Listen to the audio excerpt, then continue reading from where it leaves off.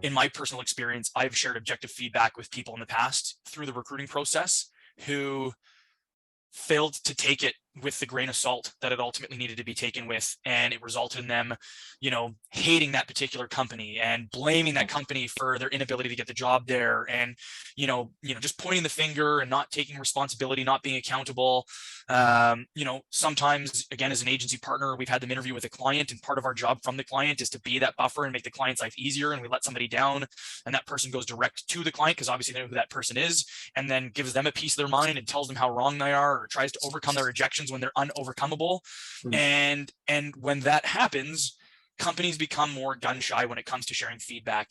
Additionally, there have been situations, I'm sure I've not experienced it myself, but where people likely have sued businesses for discrimination because of sharing a piece of feedback that gets misconstrued and ultimately becomes something where the person goes like, no, you're discriminating against me, and now I'm suing you. And so there is a massive fear from a company's perspective to objectively share feedback. And again, I've shared feedback with some people in the past where they have been so receptive of it. I remember one lady where she interviewed with us, and she was new entering the workforce after a long time away, and her words per minute typing was so bad that it would have been unplaceable anywhere, and she was very unprofessionally presented.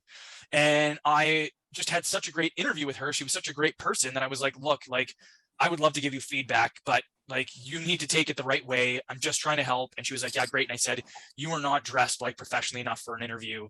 And sometimes with agencies, people don't necessarily think they're interviewing with us. They sometimes think they're just having a chat with us and that the interview will be with the client. Right. And so she was like, okay, that's great. And then the other one, I said, your words per minute is going to be a deal breaker with anybody. But, there's free assessments. There's free training you can do on Google. You can just be like, how can I get better at typing? And I was like, we obviously did an assessment on her. I said, you can email me every week for the next year and ask me for that assessment again. And as soon as you get it to whatever that word per minute minimum level was, then, we're here to see if we can place you somewhere. And she never took me up on it, but she was super receptive and was like, that's great. I appreciate the feedback. But I've literally had people give me a 1-star Google review for my company because I gave them objective feedback, and they took it as a personal attack and were like, screw that. You guys are a terrible company. Don't ever go to Express. Brent's an asshole. That legitimately happened because some guy was rejected by a client. And I was like, hey, look, unfortunately it's not a fit. Here's why.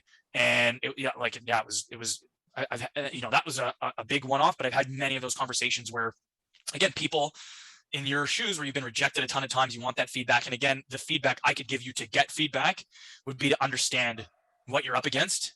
And if you went to someone like myself and said, Brent, look, I know you've got to be very cautious and protectful of yourself, of your client, all these different things. And I assure you that I am purely looking for feedback so I can be introspective.